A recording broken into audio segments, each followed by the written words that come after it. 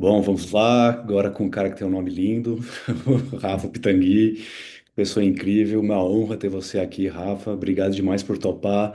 Surpreendente agora no nosso final de ano, topar participar e vai ser incrível te ouvir aqui. E para quem estiver vendo e ouvindo, vai ser incrível também. Obrigado demais, Rafa. Obrigado a você pelo convite. Tenho acompanhado, não vou dizer que eu ouvi os últimos 50, mas ouvi alguns deles, então legal. Eu já estava há um tempinho como ouvinte, legal estar aqui agora, vamos falar como falante. E parabéns aí pelo nome também, muito bonito. Eu conheci ele. Rafael, nome lindo.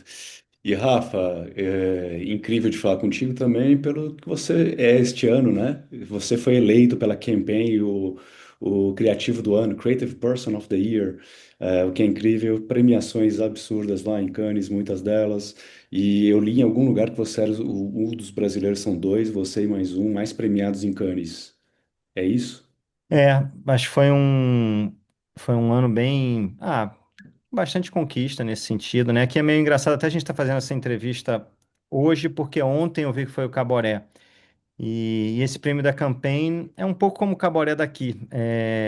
Então você tem Creative Person of the Year, você tem a agência, você tem o cliente. Então, no fundo, se a gente fosse criar um espelho para o Caboré, é um pouco o Caboré aqui dos Estados Unidos, né? E a Entendi. Campaign é uma das principais publicações, tanto aqui nos Estados Unidos como na Inglaterra, né? Você tem a Campaign UK e a Campaign US.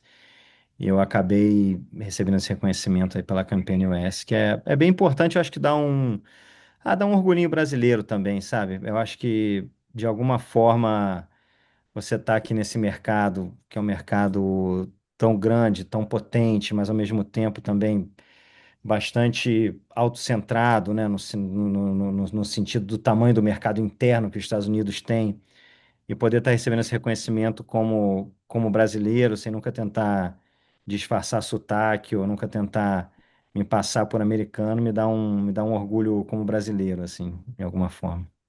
Parabéns demais por isso. Belo reconhecimento, que honra ter você aqui, meu amigo. E falando disso, de se você puder contar um pouco da sua carreira, né? Começou como redator, que era o que eu ia fazer quando eu entrei na faculdade, aí eu virei planner, mas enfim, era um desejo. Mas admiro muito copywriters e queria que se você puder, conta um pouco da sua carreira e também dessa última transição aí, agora de Brasil para New York, enfim. Boa. Cara, eu acho que eu ainda sou. Tá um ventão aqui, não sei se tá dando pra ouvir, mas tá Não, um, não tá dá para um ouvir. vento forte aqui. Na verdade, eu ainda sou redator, sou profundamente redator. Eu acho que você muda cargos em hierarquias na tua descrição, no teu LinkedIn, mas o meu ofício é o ofício de redação publicitária, de criação publicitária. Assim, isso eu acho que não se transformou. Ainda bem que eu acho que eu consegui, de alguma forma, manter isso, porque nem é só o que eu não sei se posso dizer isso, mas que eu acho que, de alguma forma, eu sou bom nisso, eu sou bom em criação publicitária, é o que, de alguma forma, me trouxe para essas subidas profissionais, mas é nisso que eu gosto. Então, lugar que eu me sinto mais à vontade é criando, apresentando campanha, escrevendo conceito. Então, acho que eu comecei, claro, como redator, mas sigo como redator, assim, o tempo todo. E um pouquinho da minha carreira, cara, eu comecei no Rio, eu sou carioca, eu sou filho de mãe carioca mineira, porque foi para Minas muito nova, e um pai chileno.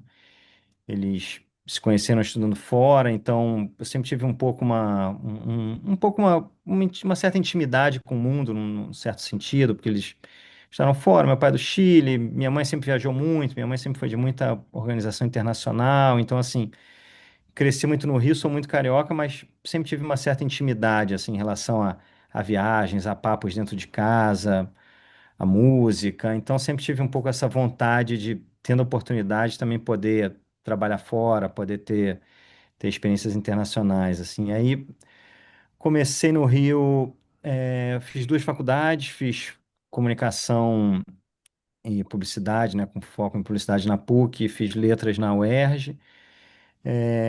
aí arrumei um primeiro estágio, na verdade, em produtora. Eu comecei trabalhando como vídeo assist, que eu acho que é uma profissão que eu nem sei o quanto existe ainda. Eu era meio que, sei lá, o terceiro assistente do diretor de fotografia, não sei se era mais carregar o videocassete na época para gravar VHS. o que estava sendo registrado. Ali, esse foi meu primeiro estágio. Depois consegui um trabalho muito legal, um estágio também. Eu sempre gostei muito de poesia, até foi um pouco que me levou para o lado de letras.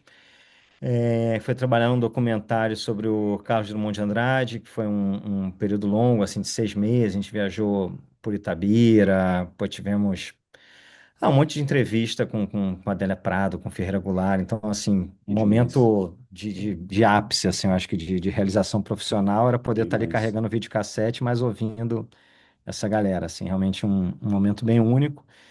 E aí, depois, num desses concursos de estágio, eu consegui um estágio no Rio de Janeiro, na Artplan. Depois da Artplan, fui para Doctor Propaganda, que era uma.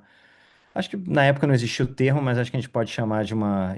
Na época não existia o termo, nem sei se o termo ainda existe hoje, né? Hot Shop e tal, mas era uma agência pequena, mas muito focada em criatividade, assim, muito, muito, muito, de onde saíram muitos nomes da propaganda, especialmente assim, carioca, muita gente que cresceu, fui para São Paulo, que assumiu agência em São Paulo, que assumiu agência, sei lá, nos Estados Unidos, na Europa. Muita gente veio dessa hot shop pequena que tinha ali no Rio, no Maitá. Eu trabalhei um tempo lá, uma agência muito legal.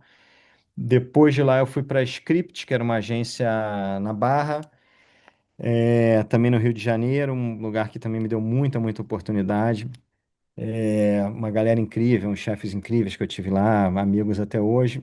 E de lá eu fui para um pouco a carreira meio tradicional, assim, né? De lá eu consegui para uma agência, na época mais multinacional. O mercado do Rio era maior, não estava longe de ser o ápice do mercado do Rio, que eu acho que esse aconteceu bem antes de eu começar, mas o mercado do Rio ainda era um mercado bem significativo, assim, você tinha muitas, muitas redes lá. Então eu lembro quando eu comecei, sei lá, você tinha a, a Thompson lá, você tinha a Young Rubicon, a Macan ainda tá lá, mas você tinha uma Macan, também eu lembro, bem grande, bem forte. Você tinha a FCB muito forte. Então, assim, era um mercado bem pulsante. Assim, você tinha a Finasca, né? O Grupo SAT e tal. Então, era um mercado bem grande, especialmente se a gente comparar com o que é o Rio hoje, né? Pensando no que você tem de agências maiores lá. Claro que tem ótimas agências, mas eu acho que não tem essa quantidade toda.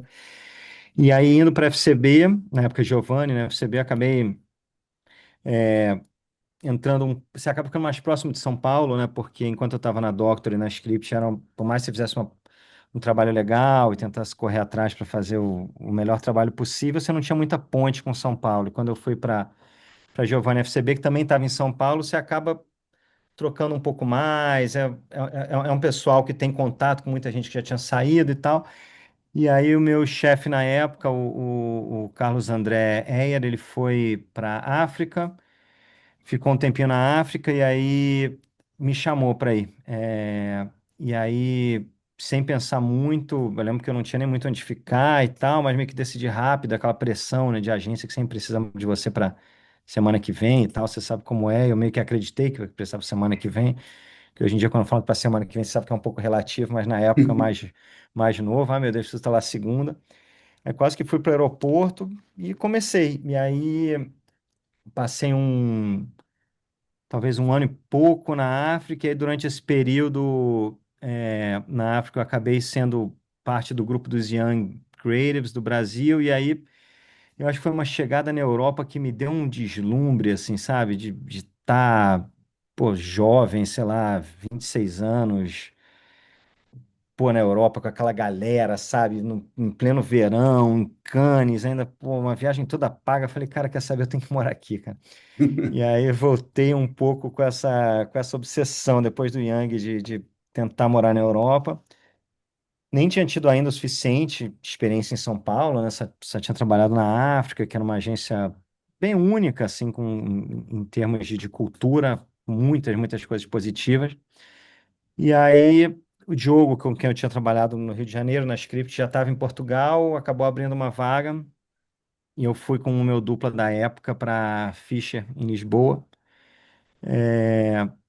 Passei lá na Ficha de Lisboa, eu acho que um ano e meio, quase 2 anos. É, e aí, período, pô, maravilhoso, né? Assim, você morar na Europa eu acho que também uma abertura de cabeça no sentido de repensar um pouco o que são as mídias, o que é plataforma, porque você sai um pouco do modelo que na época brasileira ainda era mais intenso, da TV, da mídia impressa, da mídia determinando muito o que você vai fazer, né? Daquela entrega que você tem que veicular e tal, até para a agência girar, não sei o quê, e cair num mercado europeu que é uma outra dinâmica, né? Que você não tem essa obrigatoriedade das mídias, da veiculação, então começar a pensar um pouco mais aberto, independente de plataforma e tal, e foi um período muito produtivo criativamente, acho que para mim, para o meu dupla na época, para o Marco Martins, a Fischer lá foi muito bem, a gente acabou ganhando bastante prêmio, ganhamos nossos primeiros prêmios internacionais lá em Cannes e tal, e aí, mais uma vez, chega um momento que eu comecei a pensar se valia continuar em Portugal ou não, porque também é um país incrível, tem bastante cultura criativa, mas eu acho que quando você está com muita fome para crescer, para fazer mais coisa, o teto é um pouco baixo, assim, pelo menos era na época, né? Entendi. E aí a gente começou a pensar se a gente tentava fazer um movimento para a Inglaterra, de lá, para tentar ficar na Europa mais um pouco, ou se de repente era hora de voltar para o Brasil, e aí nesse período de divagações me ligaram da Liu Lara, né? Hoje, acho que já era Liu Lara TBWA, acho que já devia ser, acho que já era Liu Lara TBWA. E quem me ligou foi Dedé Laurentino, que é um criativo que eu admiro bastante, que também é um cara um pouco mais ligado também uma participação cultural em termos de escrever artigos para o Estadão. Ele também era romancista, eu tinha lido o romance dele, tinha gostado. Falei, pô, e a Lilar é uma agência super charmosa, que era uma agência que tinha um posicionamento bem livre, assim, também em relação à visão do Jacques Lecovic, do Lara. Eu acho que era uma agência muito charmosa. E falei, pô, sempre quis trabalhar lá, acho que a oportunidade é meio que agora. E aí voltei para a Lara. Fiquei não muito tempo lá, fiquei pouco, na verdade. Voltei para duplar com o Bruno Bomediano, meu grande amigo, está aqui nos Estados Unidos também hoje. E aí, nesse período, comecei meio que a fazer duas coisas. Comecei a trabalhar também com longa-metragem, porque eu tinha uma ideia de um projeto que acabou virando. Conversei com a Júlia Rezende, que é uma grande amiga minha, diretora, acabou de dirigir agora o Senna, aí, que está bombando, né, na série, é uma super diretora. E a gente inscreveu esse projeto em alguns editais, acabamos ganhando alguns editais, então eu fiquei meio na Lilara, criando, trabalhando para a agência, mas também escrevendo o meu primeiro longa, que foi Ponte Aérea, junto com a Júlia. Aí recebi depois uma proposta para ir para a África, como diretor de criação. Eu tinha muita memória boa da África, até a agência, foi a agência que me acolheu em São Paulo, é uma agência que de alguma forma me formou muito como criativo. Aí topei voltar, voltei para duplar na época com Humberto Fernandes e agora como diretor de criação. E aí, esse período na África, para mim, foi pô, profundamente transformador, assim, porque realmente é o momento que eu comecei a ter um compromisso maior em relação à construção com o cliente, à construção de time. Não era só sobre ser bom criativo ou não ser bom criativo, era muito sobre o que você está construindo, né?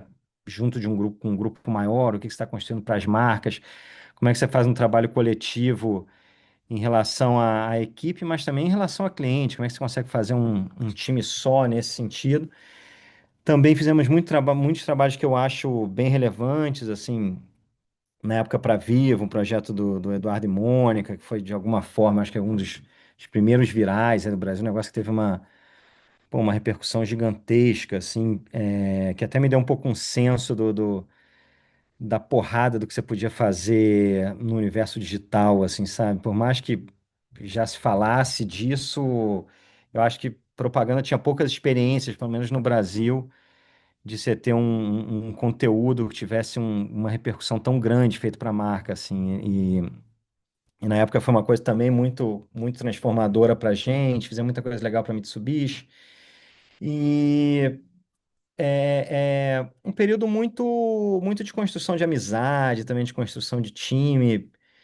E aí fiquei lá bastante tempo, fiquei na África nesse meu retorno, eu acho que uns 7 anos, talvez.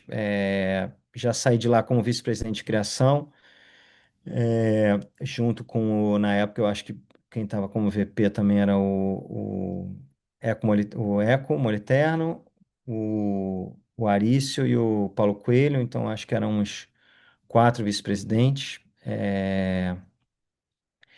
E aí depois recebi uma proposta para ir para Yang, era um cargo bem grande. Eu lembro que o Davi Lalum me ligou, depois eu conversei com o Quintela e tal, e era, na época, eu acho que era, não que isso tenha tanta importância, mas acho que era a maior agência do Brasil, né? A Yang teve durante muito tempo Era, essa, lembra sim, esse era. abre alas, que era assim, a maior agência, né? E tanto, e um monte de conta gigantesca, e Casas Bahia, na época, que era, né, um colosso como anunciante, assim. E sem pensar muito, eu sempre fiz movimentos sem pensar muito, e geralmente em épocas que eu estava feliz. Eu nunca fiz movimentos quando eu estava infeliz, assim, ou que eu estava sofrendo muito em algum lugar, e aí resolvi sair. Acabei sempre topando coisas em momentos que eu estava bem na carreira. Estava super bem na África, estava feliz lá, mas topei ir para Yang e de alguma forma, assim como São Paulo me mostrou um Brasil muito maior quando eu fui para a África, eu acho que a Yang me deixou mais próximo do mundo, né? Por ser uma rede muito atuante, né? Comecei a entrar nessa parte dos boards globais, de júri internacional e tal, fazer campanha para fora, tentar reconstruir um pouco a agência, que não estava no melhor momento criativo, vamos colocar assim. E aí fui construindo isso lá.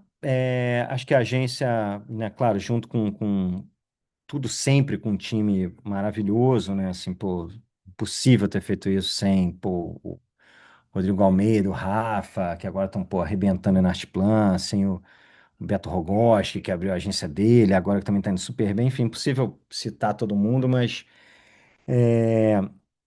a agência começou muito bem. Eu lembro que a gente, pô, acho que foi a agência do ano no F, talvez a agência do ano em Cannes, no Profissionais do Ano. Teve um ano assim que foi espetacular, e aí comecei a ficar um pouco com essa vontade de trabalhar fora, e por estar bem próximo, já não era, já tinha fundido com a VML. Esse período, acho que foi um ano e meio meu lá, já virou VML INR, uma surpresa assim, né? E aí comentei com a Deb, que é minha chefe, a querida chefinha ainda hoje. Aí comentei, a Deb estava pensando, era uma coisa distante, uma visão distante para um futuro, assim, em algum momento morar fora e tal, né? A gente com filho pequeno nem era para aquela hora. Mas lembro que eu liguei para a Deb e falei, Deb, se em algum momento, só para você ter na cabeça, você achar que tem alguma vaga interessante, em algum momento da carreira eu penso em morar fora um pouco com a família e tal, não sei o quê. Aí no mesmo telefonema ela falou: Rafa, que maravilha, tava pensando justamente num deputy, tava pensando em você, quero muito que você venha para cá. Qual a idade do teu filho mais velho? Aí na época acho que ele tinha 5, aí falei: tem 5, então já vai ser kindergarten, então vamos considerar que a aula começa não sei quem, então tá, te espero aqui em setembro, vai ser muito legal, a RH vai entrar em contato. Beijão, tchau. Uau! Aí falei: eita, fudeu. Aí sentei aqui com a Mari, né, com a minha parceira, e acho que os meninos não participaram muito da decisão. Falei, cara, já era. Ela fez, né, não quero sair da rede, estamos felizes aqui, mas o negócio é que é daqui a, sei lá, 5 meses, então vamos correr. E aí, nesse tempo, comecei a organizar a mudança, que é muito trampo, né? Muito trampo. Fiquei mais esse tempo ali preparando um pouco a agência, né, até para continuar tendo um pouco um contato com os clientes, não me afastar tão completamente. E aí preparamos as malas, botamos tudo num navio e viemos. Eu vim ainda, logo antes de eu vir, eu acho que durante esse período rolou essa conquista da conta da Coca-Cola global pela WPP. da qual a VML, claro, é uma parte muito importante, né? Uma network muito significativa, assim, aí a Dev comentou, pô, seria muito legal você vir como débito, mas também precisa ser cuide de Coca, que é acho que a segunda maior conta da VML, acho que é a maior da APP, então a gente precisa que você venha também com esse compromisso, que para mim está sendo maravilhoso, né? Porque é realmente uma experiência global, você estava atrás de uma experiência global. Eu acho que o fato de estar morando em Nova York, cuidando de Coca-Cola, não podia ser mais, assim, porque é muito uma marca que é absolutamente icônica globalmente, né? A segunda palavra mais falada do mundo, a primeira é OK, a segunda é Coca-Cola, então, né, que foi cantada pelos Beatles e que está nos quadros do Andy Warhol, então, assim, cá estou há 3 anos e meio,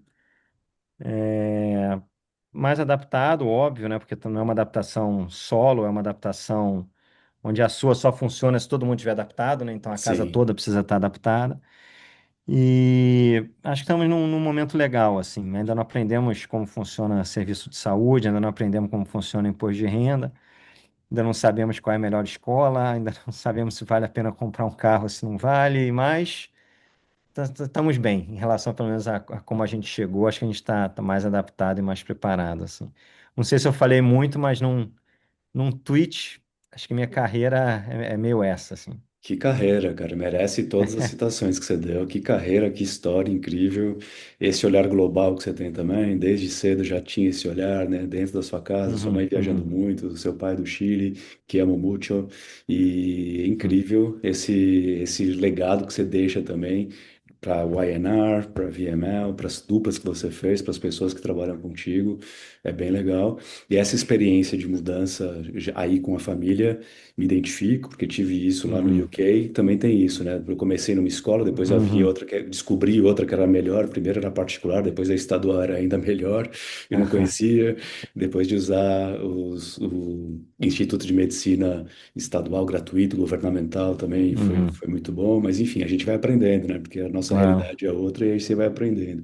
E foi Você ficou quanto tempo lá? Desculpa inverter a entrevista Imagina, aqui. fiquei quase 5 anos. Aí o Caramba. Brexit me chamou de volta, Hum, porque aconteceu inesperadamente. Até podia brigar para ficar lá judicialmente, porque minha filha mais nova nasceu lá.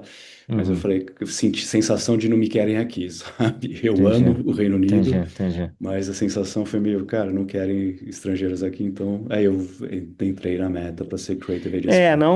Não que com Trump seja muito diferente, né? O que eu acho que quebra um pouco essa percepção, pelo menos um pouco, é o fato de estar aqui em Nova York, que é realmente uma cidade de imigrantes, né? Então, assim, você não tem uma política favorável a imigrantes, Nova York desaparece, porque acho que li outro dia 40% das pessoas que moram aqui não nasceram aqui. Isso estou falando da, da, da, da, do primeiro layer, assim, se a gente for pensar filho de imigrante, eu não tenho esse dado, mas se você for contar quem não nasceu e filho, se quem não nasceu já é 40%, acho que deve ir para 60%, 70%, sei lá.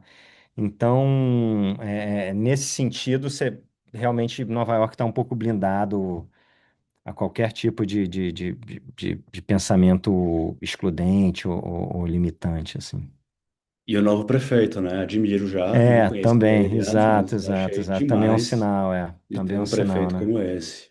É, Incrível e é, muito simbólico, né? Representativo e muito simbólico. muito, muito, muito. E, e essa sensação também, depois chego aqui, trabalho na Meta, fiz várias coisas lá na Meta, como tu sabe, mas uma que eu Uhum, fiz uhum, depois de um tempo foi de pensar muito no impacto positivo. E aí eu vi uma uhum, campanha de Starbucks, eu sou, e uhum, achei incrível. E aí quando eu construí o Ads for Equality Summit, eu te convidei para uhum. participar dele Eu lembro. também, que era esse summit para Latam, para falar disso, da comunicação de marca e ações Uhum. das marcas com impacto positivo na sociedade, no planeta, e claro, sempre na lucratividade, mas por que não pensar nesses outros dois? E eu admiro muito essa campanha, queria que você contasse, por favor, um pouco sobre esse teu olhar para isso, não só nessa campanha, mas para outras que tu participou também. Boa, boa.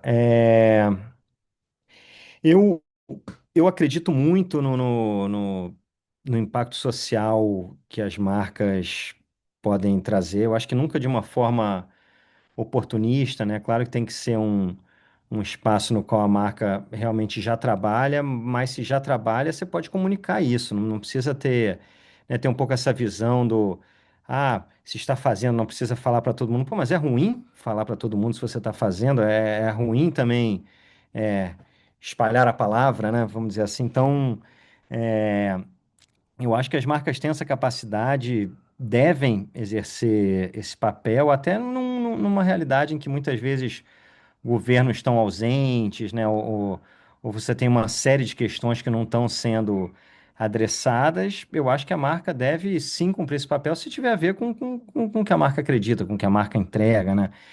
E de alguma maneira dei sorte também de trabalhar muito tempo com marcas que têm isso, que sempre tiveram isso, que não foi algo que eu tive que inventar na comunicação, porque realmente acho que eu não ficaria confortável e nem faria, mas sei lá, cuidei muito tempo da Vivo. A Vivo é uma marca que sempre teve uma consciência de um papel social, de uma entrega social, de um compromisso com transformação. Agora estou vendo que estão falando muito de um uso consciente de tela e tal. E no outro lado, voltando ao Starbucks, Starbucks é uma marca muito inclusiva, principalmente quando a gente pensa na comunidade trans, é uma marca que tem programas claros há anos, há décadas, na verdade, de inclusão em relação à força de trabalho interna de Starbucks. E chegou um momento que a gente falou, pô, eu acho que a gente deve falar disso, né? E quando a gente começa a se debruçar, até o princípio de respeitar quem você é, né? Na Starbucks você diz quem você é, né?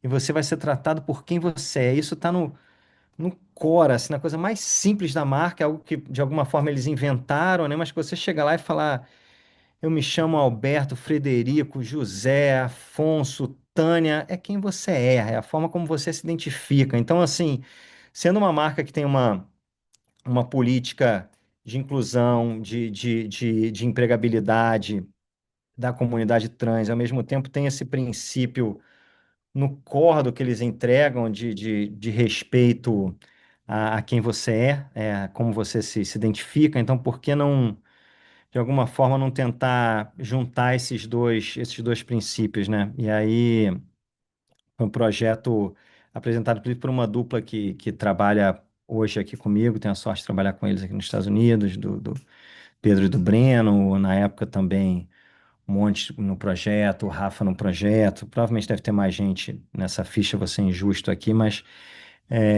e aí você entra numa questão de você trabalhar com um cliente muito aberto também, né? Porque a gente costuma celebrar muito o mérito da agência, né?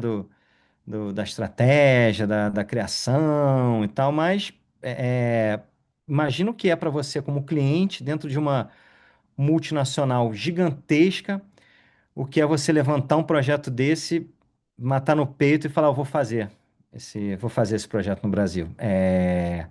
Vou transformar as lojas Starbucks num cartório, Cartório. onde eu vou conseguir legalizar os nomes sem custo e sem nenhum tipo de burocracia, para que as pessoas realmente possam carregar oficialmente o nome com o qual se identificam.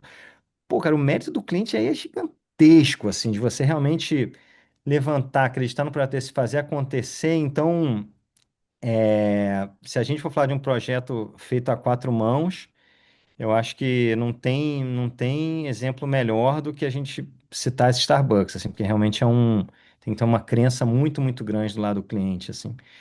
E, de alguma forma, eu também acredito muito em você encontrar os espaços onde a marca está sendo expressa na cultura, sabe? Como que a marca está acontecendo na cultura? Antes de você começar a criar ideia, olhar de fora para dentro, tentar entender muito como a marca está se manifestando, o que as pessoas estão falando sobre a marca, como as pessoas entendem essa marca e amplificar isso, sabe? Muitas vezes, mais do que você tentar somar um insight, uma grande ideia, tentar encontrar algo que realmente está acontecendo. E agora é tão mais fácil você fazer isso, né? Em termos de você achar os dados e você achar é, é, é, referências em todas as redes sociais. Então, assim, você encontrar esse papel das marcas ficou muito mais fácil, né? Realmente é o tipo de projeto que eu sou mais fã, assim. E de alguma forma, os projetos de que tem um impacto social também partem um pouco desse princípio, né? Você tem que encontrar uma verdade que está sendo expressa socialmente, o que acontece em relação à marca e amplificar isso, né?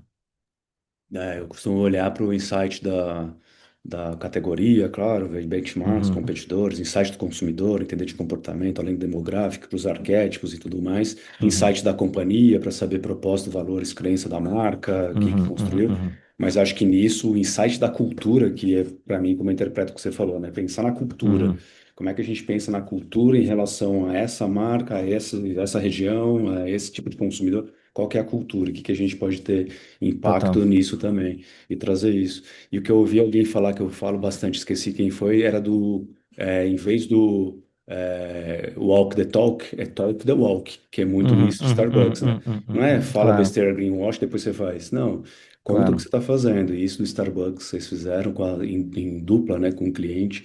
Foi incrível, Uhum, porque uhum, com essa uhum, ação uhum. deles de dar esse registro do nome identificado, adequado, de transgender, foi incrível. E a E, comunicação me emocionou.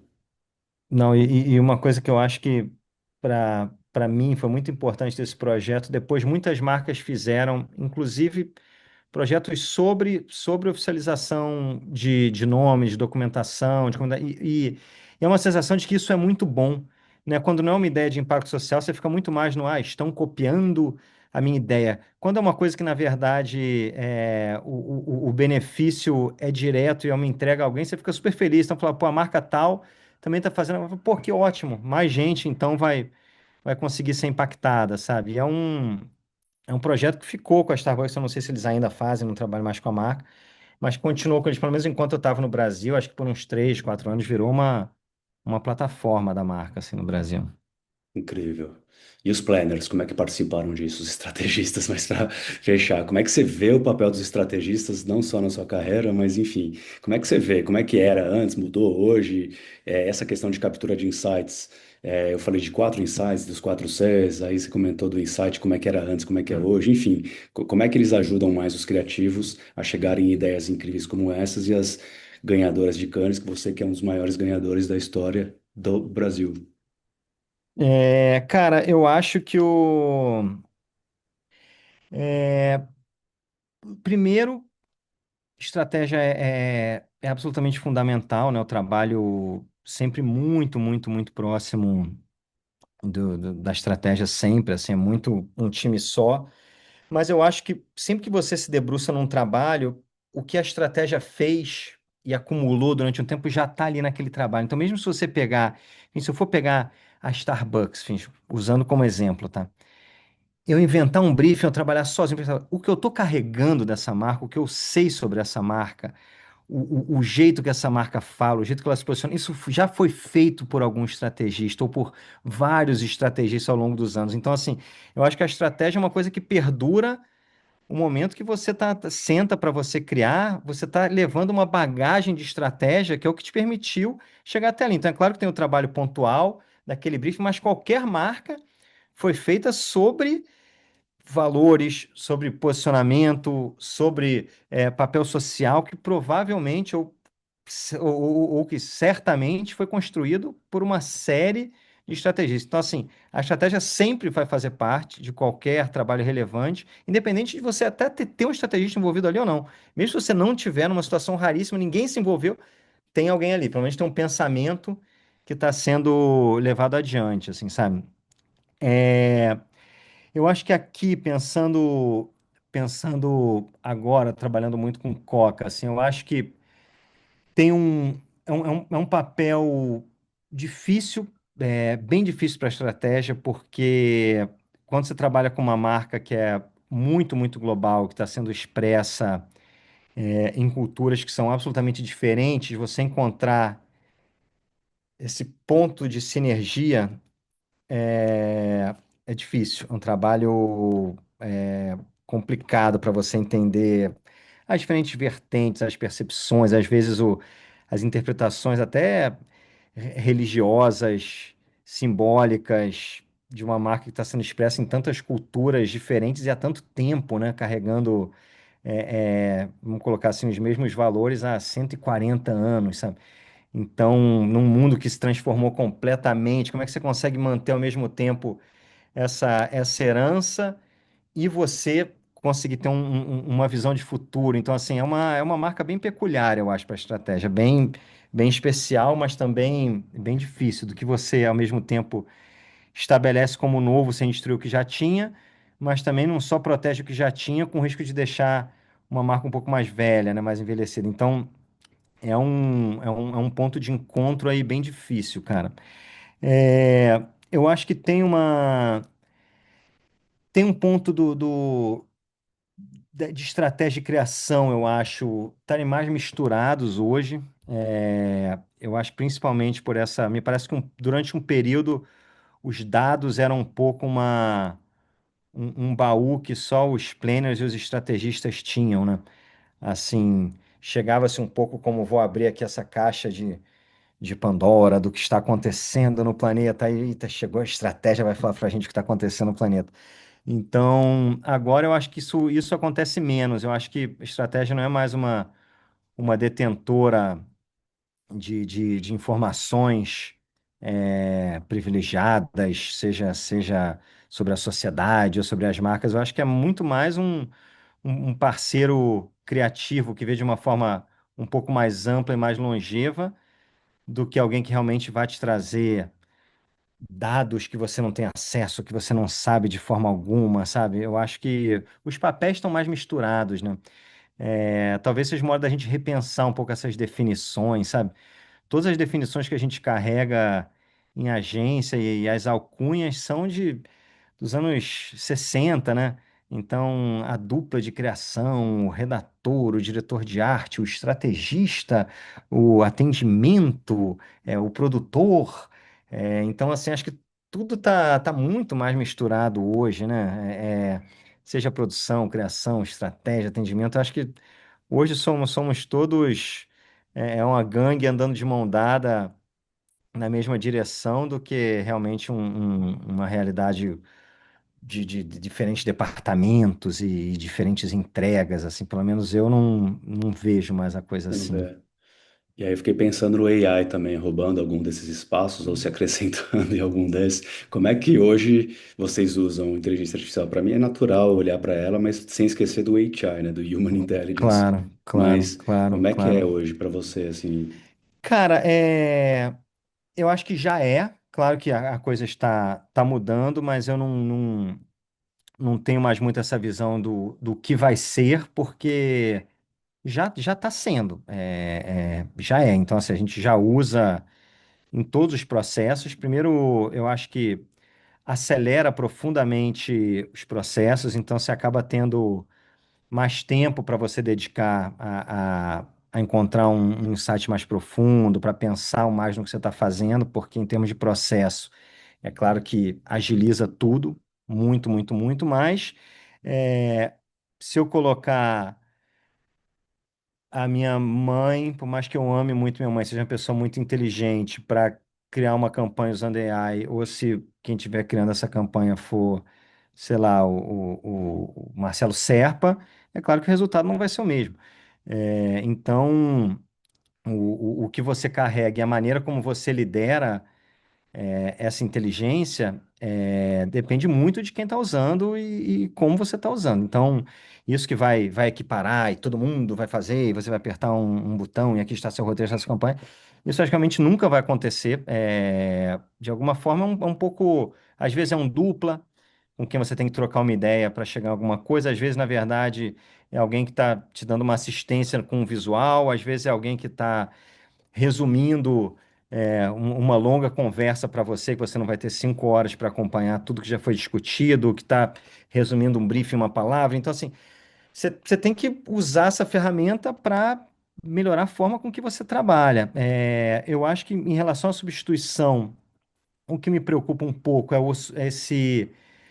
a entrada de pessoas, porque geralmente você começa meio que por baixo e você começa fazendo muitas funções que a AI faz, né? Eu acho o replacement, assim, substituir quem já está só por AI, eu acho que, claro, que vão ter mudanças de emprego. Claro que vai ter gente que vai sair, mas eu acho que o principal perigo é aí criar mais uma porta para entrada. Eu acho que fica mais difícil você imaginar o que que uma pessoa que está começando vai poder fazer sem ter muita experiência que a AI já não faça, sabe? É, então esse é um ponto que eu acho mais delicado, assim. Por outro lado, me parece, isso teoria minha, mas que a percepção de idade eu acho que é uma coisa que vai mudar, porque a experiência acumulada, a experiência humana passa a valer muito, né? Quando você tem uma ferramenta que de alguma forma democratiza para todo mundo, o que você carrega de bagagem, o que você construiu, o que você tem de história, vai ajudar muito nessa troca com essa ferramenta. Então, me parece que pode ser um motor também para acabar com essa percepção de inutilidade ou de prazo de validade para quem trabalha em agência. Eu acho que isso talvez possa ser um dos pontos positivos que a AI vai trazer, né? É, e me parece também, cara, que a gente precisa esperar um pouco, cara. É muito difícil qualquer tipo de previsão sobre o que vai acontecer, porque as previsões são muito dúbias, né? E vão para lados muito distintos, assim, né? Ao mesmo tempo que é o maior, pô, investimento já feito na história em um único ano, em uma única tecnologia, agora também tem um discurso gigantesco da bolha. Então, é, é um pouco difícil saber para onde a gente vai, cara. E para fazer previsão sobre AI, eu acho que tem tanta gente mais preparada e mais debruçada sobre isso. Assim, o que eu te falo é que o uso do lado da criação e de uma agência já é uma realidade total e absoluta, simplifica muito o processo, muito processo. Nossa, isso é absolutamente mágico, assim. Mas eu continuo acreditando que o motor que conduz a criação não é só inteligência. Então, assim, se a gente fosse apegar as palavras, eu acho que uma agência não é só feita de inteligência, eu acho que é muito feita de sensibilidade, eu acho que é muito feita de paixão. Eu nunca vi nenhum projeto bacana, interessante, transformador, que não teve paixão e tesão como motor principal. Nunca vi. Trabalho nisso há anos, assim. O que em todos os projetos que eu, pelo menos, gostei muito de ter trabalhado, inteligência talvez tenha sido um 10%, um 20%. O que teve ali de crença, de acreditar, de voltar, de saber defender, de mostrar que você está realmente envolvido com aquilo, que você realmente acredita naquilo, sabe? Eu acho que a forma como você apresenta, demonstra uma ideia, é algo que o ser humano precisa ler no outro, né? E é uma coisa que te passa uma credibilidade, uma crença, e, e a empolgação é contagiante também, né, cara? Então, quando você sente que o grupo está contagiado por aquilo, porque não é um fazer ainda muito tão técnico, né? Então, não tem aquela fórmula exata. Então, eu acredito que paixão, sensibilidade, tesão continuam sendo insubstituíveis e são fundamentais para um trabalho de ponta de criação. Mas que a AI tá facilitando e trazendo uma escala na nossa área, isso é inegável, né? É quase óbvio, assim. É, o que você falou da emoção é o que a gente tem que gerar no consumidor também, né? Mais Uhum, do que a uhum, razão, uhum, né? Mais que o uhum, uhum, racional, uhum, uhum, é uhum, começar uhum. por aí, que isso dá impacto muito maior nas crenças, valores e considerações pela marca, pelo produto, Total, estudos total, realizados. total. Emoção é o principal do que o racional lógico. E marcas são sobre diferenciação, né? Então, se você não tiver fazendo de uma forma muito diferente do que seu consumidor está fazendo, você começa a correr um risco de chegar a resultados muito parecidos, né? O que ninguém quer, né? Quando a gente fala de publicidade. Então, eu acho que o fator humano ganha espaço e as burocracias que a gente tinha no sistema começam a se resolver muito mais fácil, assim. Pelo menos nesse sentido, hoje é o jeito que eu uso, assim, as burocracias estão desaparecendo, mas o peso da sensibilidade eu acho que está aumentando, assim. Rafa, meu amigo, que aula. Se deixar, eu fico aqui mais horas te ouvindo, conversando, perguntando de verdade. É bom demais falar Nada, contigo. eu que tô falando muito, foi mal. Não, você está falando otimamente, está incrível de escutar. Obrigado demais por topar participar, por dividir seus conhecimentos, sua carreira, ideias, inputs e trazer esse olhar da IA também como parceira, né, não como substituta, entre outras coisas. Foi demais de te ouvir. Obrigado por participar e vamos ver se a gente coloca mais campanhas como Eu Sou neste planeta para ter impacto positivo na lucratividade, na marca, na empresa, claro, mas também na sociedade e no planeta. É o que eu quero. Boa, não, obrigado, obrigado demais pra você, Rafa. E parabéns aí pela iniciativa, cara.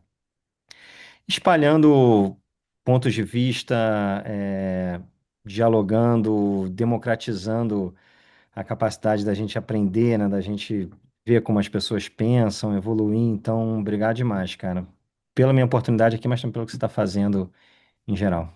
Obrigado demais por isso, Rafa. Tá Abraço bom, forte. abração, até. Tchau.